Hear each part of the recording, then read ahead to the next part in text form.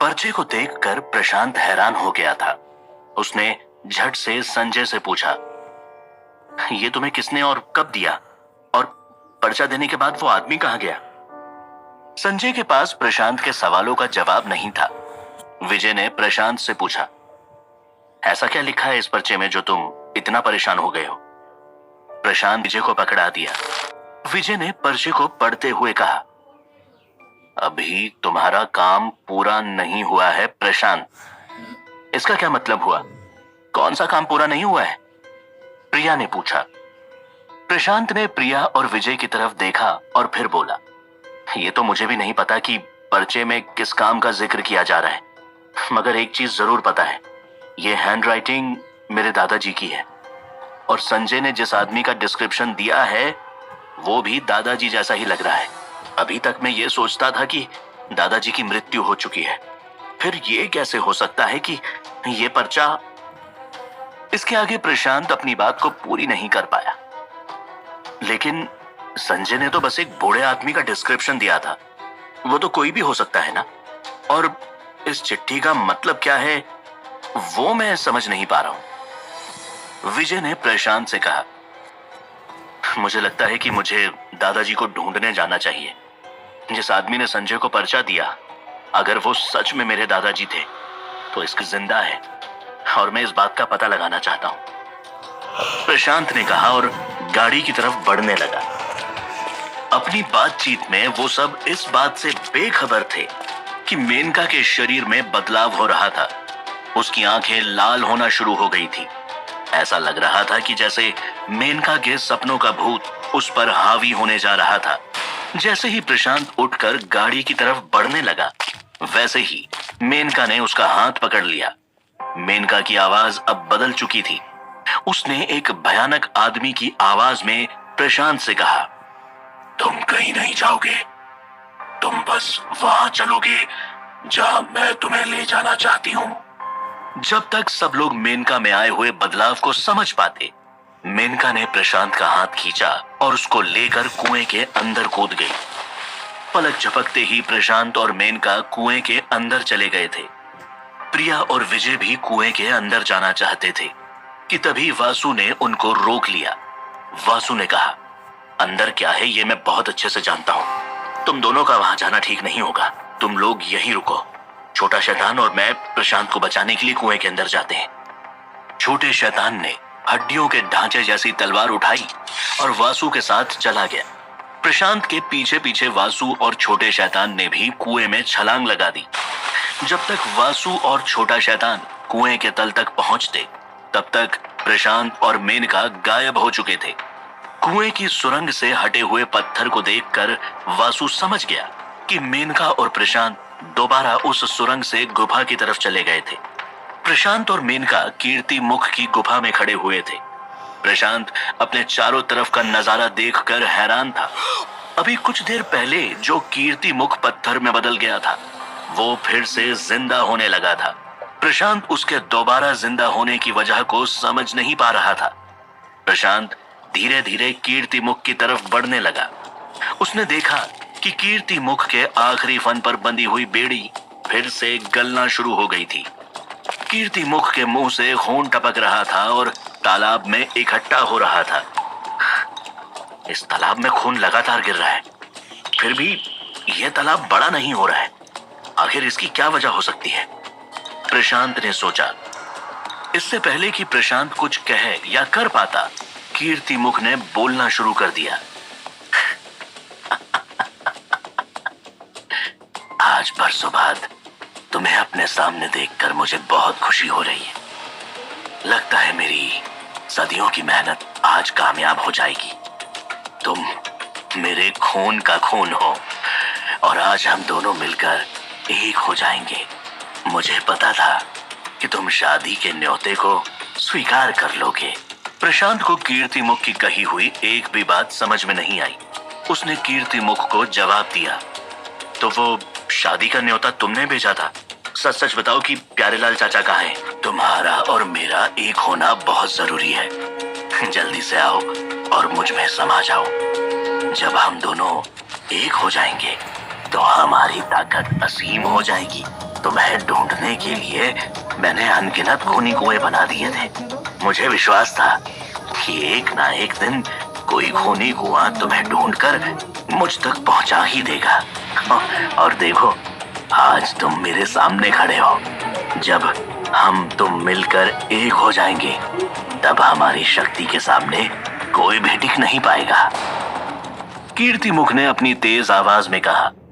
अचानक ही कीर्तिमुख की हंसी से पूरी गुफा गूंज उठी। अच्छा, तो ये सारे खूनी कुएं तुम्हारे बनाए हुए हैं। तुम गलत समझ रहे हो। अभी तुमने मुझे ठीक से पहचाना नहीं है। अगर मैं तुम्हारे साथ मिलकर एक हो भी गया, तो भी मैं तुम्हारे घिनौने इरादों को पूरा नहीं होने दूंगा। तुमने मुझे यहाँ बुलाकर बहुत बड़ी गलती की है। अब देखो, मैं तुम्हारे सामने पड़े हुए इस पहले खूनी कुएं को कैसे खत्म करता हूँ। प्रशांत ने कहा और उस खून के तालाब की तरफ बढ़ने लगा। प्रशांत ने देखा कि उस खून के तालाब में से बहुत सारे काले साए निकलने लगे थे। जैसे जैसे प्रशांत तालाब के करीब गया, उसे खूनी कुएं की महक आने लगी। वो हर एक काले साए को महसूस कर पा रहा था। तभी अचानक प्रशांत को किसी ने पीछे से आवाज लगाई। रुक जाओ प्रशांत, अपने आप को बचाओ। सुरंग से निकलते ही वासु ने प्रशांत को चिल्लाते हुए आगाह किया।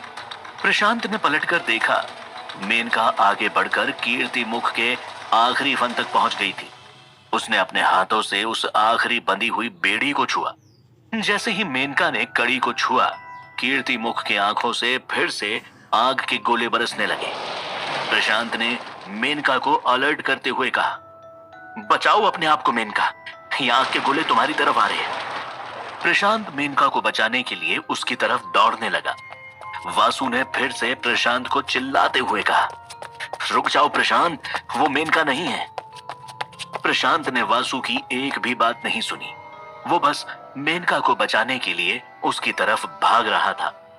प्रशांत ने देखा कि मेनका ने आग के गोलों को अपने हाथ से पकड़ लिया था और उसकी मदद से बेड़ी को जला रही थी। प्रशांत मेनका को देखकर हैरान हो गया और फिर उसने मेनका से कहा, रुक जाओ मेनका, तुम्हारे हाथ जल जाएंगे, ऐसा मत करो। अगर ये बेड़ी जल गई तो कीर्तिमुख आजाद हो जाएगा। जब प्रशांत मेनका के पास पहुंचा, तब उसने मेनका के हाथ को पकड़कर बेड़ी से हटाना चाहा। जैसे ही प्रशांत ने मेनका का हाथ पकड़ा, प्रशांत का हाथ जलने लगा। उसने झट से अपना हाथ पीछे कर लिया।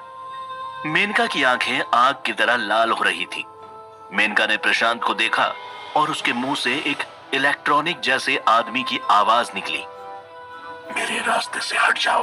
अगर तुम बीच में आए तो तुम भी हमेशा के लिए मर जाओगे। तुमने सुना नहीं, मैं ही हूं कीर्तिमुख के खून का खून। अब हम दोनों को एक होने से तुम भी नहीं रोक पाओगे। मेनका की बात सुनते ही प्रशांत के पैरों तले धरती खिसक गई। प्रशांत अभी तक ये सोच रहा था कि कीर्तिमुख प्रशांत से बात कर रहा था, मगर सच्चाई ये थी कि कीर्तिमुख को हमेशा से मेनका का इंतजार था। मेनका के सपनों का भूत कीर्तिमुख के खून का खून था और आज वो दोनों मिलकर एक होने वाले थे। उन दोनों के एक होने से कीर्तिमुख को हमेशा के लिए आजादी मिलने वाली थी। छोटा शैतान और वासु दौड़ते हुए प्रशांत के करीब आ गए। वासु ने प्रशांत से डरते हुए कहा, तुम्हें जल्दी कुछ करना होगा। ये सारी चाल कीर्तिमुख ने खेली थी। मेनका को अपने पास बुलाने के लिए उसने ये सब कुछ रचा था और अब हम सब कीर्तिमुख के जाल में फंस गए हैं। प्रशांत का दिमाग जैसे बर्फ की तरह फ्रीज हो गया था। उसे समझ में नहीं आ रहा था कि मेनका उसकी दोस्त थी या दुश्मन। उसने वासु से कहा, अगर मैंने कुछ भी किया तो मेनका की जान खतरे में पड़ जाएगी और मैं मेनका ही मार सकता। तुम प्यार में अंधे हो गए हो प्रशांत। वो मेनका कभी थी ही नहीं। ये सारा खेल तुम्हें फंसाने के लिए किया गया था। तुम्हारे खूनी कुएं के जरिए कीर्तिमुख मेनका तक पहुंच गया। आज अगर तुमने मेनका को नहीं मारा तो धरती लोक और पाताल लोक दोनों में अनर्थ हो जाएगा। वासु ने प्रशांत को समझाने की कोशिश की। प्रशांत को मेनका के साथ बिताए हुए सारे पल उसकी आंखों के सामने नजर आने लगे। मेनका की हंसी, उसका कोमल स्पर्श, उसका सुंदर चेहरा और उसकी प्यार भरी बातें, सब कुछ प्रशांत की आंखों के सामने घूमने लगा। प्रशांत का दिल कुछ और कह रहा था और दिमाग कुछ और। याद करो प्रशांत, किस तरह मेनका के भूत ने उसके ऊपर हावी होकर पाताल लोक में कहर बरसाया था। तुम्हें याद है ना कि उसने सुनील और काले साए दोनों को किस तरह से मारा था। उसके सामने तो तुम्हारा होरी तक नहीं टिक पाया था। और ये सब कोई कोइंसिडेंस नहीं था। अगर ध्यान से सोचा जाए तो मेनका सिर्फ इसलिए ये सब कर पा रही थी क्योंकि वो काले साए से भी अधिक शक्तिशाली थी। और ऐसी कौन सी चीज हो सकती है जो खूनी कुएं से भी ज्यादा शक्तिशाली हो। कीर्तिमुख जो कह रहा है वो सच है प्रशांत। मेनका एक तरह से कीर्तिमुख की अधूरी शक्ति है, और अगर ये नर और मादा शक्ति मिल गए तो ये पूरी सृष्टि ही खत्म हो जाएगी। वासु ने प्रशांत से कहा। प्रशांत अपने ख्यालों से बाहर आने की कोशिश कर रहा था। उसने वासु की बात पर विचार किया। फिर प्रशांत ने हिम्मत करके उन हड्डियों के ढांचे को अपने हाथों में उठा लिया। उसको एक तलवार की तरह इस्तेमाल करते हुए प्रशांत मेनका की तरफ बढ़ा। प्रशांत तलवार से मेनका के ऊपर वार करने ही वाला था कि एक काला साया प्रशांत और मेनका के बीच में आ गया। उस काले साए ने प्रशांत को चारों तरफ से लपेट लिया। फिर उसने प्रशांत को उठाकर खूनी तालाब के अंदर खींच लिया। वासु और छोटा शैतान देखते ही रह गए। सब कुछ इतनी जल्दी हुआ कि उन्हें कुछ भी करने का समय नहीं मिला। प्रशांत को बचाने के लिए वासु और छोटा शैतान तालाब में छलांग लगाने को तैयार थे, मगर जैसे ही वो लोग खूनी तालाब के पास पहुंचे, वो तालाब अचानक ही गायब हो गया था। वासु और छोटे शैतान को जमीन में एक छोटा सा सुराख दिखाई दे रहा था। वासु ने छोटे शैतान से कहा, ऐसा लग रहा है जैसे पूरा का पूरा खूनी तालाब इस छोटे से सुराख के अंदर समा गया है। अब हम प्रशांत को कैसे बचाएंगे? वासु और छोटा शैतान दोनों असहाय खड़े हुए थे। उन्होंने अपने चारों तरफ का नजारा देखा। एक तरफ कीर्तिमुख था जिसकी आंखों से आग के गोले बरस रहे थे, तो दूसरी तरफ मेनका थी जो आखिरी बेड़ी को तोड़ने जा रही थी। अगर इस मुसीबत से कोई लड़ सकता था तो वो था प्रशांत, और प्रशांत भी अब एक छोटे से सुराख के जरिए गायब हो चुका था। वासु और छोटे शैतान के पास कोई भी तरीका नहीं बचा था इस समस्या से लड़ने के लिए। वो दोनों वहां पर परेशान खड़े हुए थे। उन्हें पता नहीं था कि अब अगला कदम क्या होने वाला था, मगर उन्हें ये बात बिल्कुल साफ पता थी कि जो भी होने वाला था वो सबके लिए किसी विनाश से कम नहीं था। दूसरी तरफ प्रशांत को काले साए ने खूनी कुएं के अंदर खींच लिया था। प्रशांत काले साए की ही दी हुई शक्ति की वजह से सांस तो ले पा रहा था, मगर प्रशांत को यह नहीं पता था कि अब वो तालाब में हमेशा के लिए कैद हो चुका था। प्रशांत को चारों तरफ सिर्फ खून ही खून दिखाई दे रहा था। प्रशांत खून के तालाब में नीचे की तरफ डूब रहा था। तभी प्रशांत को तालाब के तल में कुछ दिखाई दिया। वो किसी तरह का बक्सा था।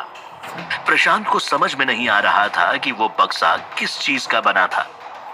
जैसे जैसे प्रशांत तालाब के तल तक जाने लगा, उसे वो बक्सा साफ साफ नजर आने लगा। वो बक्सा एक तरह का ताबूत था। प्रशांत ने उस ताबूत को देखकर सोचा, क्या क्या इसके अंदर कोई लाश है? अगर लाश है तो आखिर किसकी लाश है जो खूनी तालाब की गहराई में यहां पड़ी हुई है? उस ताबूत में किसकी लाश थी?